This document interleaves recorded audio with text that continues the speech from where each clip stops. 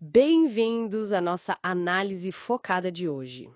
Vamos mergulhar num assunto super importante para quem convive com insuficiência cardíaca, a IC.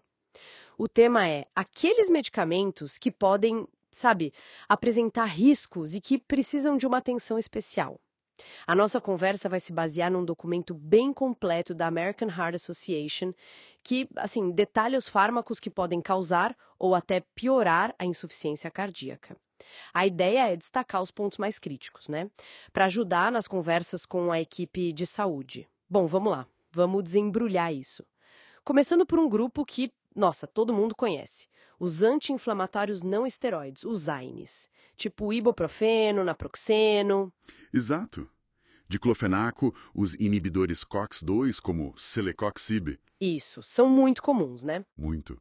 E o risco deles, assim, está bastante ligado à retenção de sódio, de água, e eles também podem contrair um pouco os vasos sanguíneos. Tudo isso sobrecarrega o coração. Tem estudos importantes, como um do Gislazão e colaboradores, que mostram uma associação clara. Quanto maior a dose, maior o risco de hospitalização por IC, infarto, até morte. Nossa, Principalmente em idosos ou em quem já toma diurético, sabe? A recomendação das diretrizes é bem direta. Se puder, evite. Ou suspenda, se já estiver usando e tiver IC. essa questão da retenção de líquidos parece um ponto-chave mesmo. E me faz pensar em outros remédios, talvez para diabetes. Perfeito, é um bom link. As tiazolidiniadonas, por exemplo, rosiglitazona, pioglitazona, Aham. estudos grandes como o DREAM e várias meta-análises sugerem fortemente que essa classe pode piorar uma IC que já existe ou até mesmo aumentar o risco de desenvolver IC. Parece que também é por retenção de líquidos. A rosiglitazona talvez tenha um risco um pouquinho maior que a pioglitazona. Geralmente, assim, não são recomendadas para quem tem IC com sintomas. Entendi. E tem outra classe para diabetes, os inibidores da DPP-4. Saxagliptina, sitagliptina, como ficam? Aí, a história é um pouco, digamos, mais sutil. O estudo Savor-Time 53, ele acendeu um alerta para saxagliptina. Mostrou um aumento nas hospitalizações por IC. Certo. Outros dados apontam algo parecido para sitagliptina também. Ainda existe uma discussão se isso é um efeito da classe toda, sabe? Mas com certeza exige mais cautela, um monitoramento mais de perto. Faz todo sentido. É um equilíbrio delicado, né? Tratar uma coisa sem piorar a outra. E quando o problema já é o ritmo do coração? Os antiarrítmicos. Essa é outra área bem complexa. Muitos antiarrítmicos da classe I1, tipo flecainida, disopiramida, eles têm o que a gente chama de efeito inotrópico negativo. O que seria isso? Eles podem diminuir a força de contração do músculo cardíaco. E na IC, isso é justamente o que a gente não quer, né? O coração já está com dificuldade para bombear. A flecainida e a disopiramida, por exemplo, podem piorar a função do ventrículo, ainda mais se já existia alguma disfunção. Complicado. E tem a dronedarona, que é classe 3. Estudos como o Andromeda e o Pallas mostraram um aumento de mortalidade em pacientes com IC sintomática. Então ela é contraindicada nesses casos.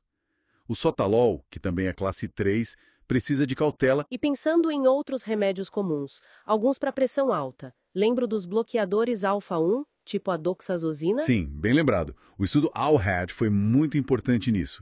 Ele mostrou que a doxazosina praticamente dobrou o risco de desenvolver IC quando comparada a um diurético comum. Dobrou? Nossa! Pois é. Hoje em dia, eles são mais usados para hiperplasia prostática benigna, mas o mecanismo de piora da IC parece envolver retenção de fluidos e talvez uma ativação neurohormonal indesejada. Mas o exemplo de como um remédio para uma coisa pode afetar outra, né? Totalmente. E olha só, até antifúngicos, o itraconazol entrou nessa lista. Entrou sim. Existem relatos que associam o itraconazol a problemas cardíacos, a cardiotoxicidade e piora da IC. O FDA, lá nos Estados Unidos, recomenda evitar o uso para tratar fungo na unha, a onicomicose, se a pessoa já tiver alguma disfunção ventricular ou histórico de IC. Parece que ele também pode ter um efeito inotrópico negativo. Essa conversa toda só reforça, né, a importância de ter essa visão global. E não é só remédio com receita. De jeito nenhum, esse ponto é crucial. Medicamentos que a gente compra direto na farmácia, os OTCs e até suplementos, podem sim ser um problema. Como assim? Pensa nos descongestionantes com pseudoefedrina. Eles podem aumentar a pressão, acelerar o coração. Verdade. Suplementos como a epifedro, que às vezes aparece por aí, são perigosos. E até coisas que parecem inofensivas, sabe?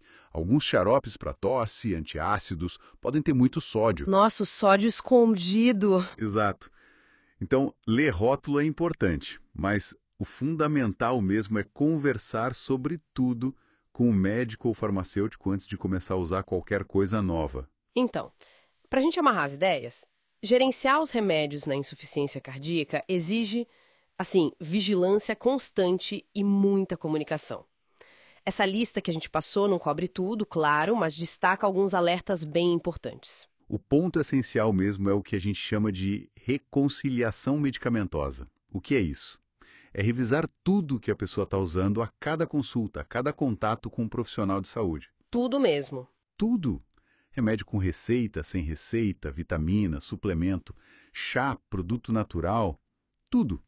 E a regra de ouro assim é: nunca comece a usar um produto novo, por mais inofensivo que pareça, sem antes falar com o médico ou farmacêutico que acompanha a sua IC.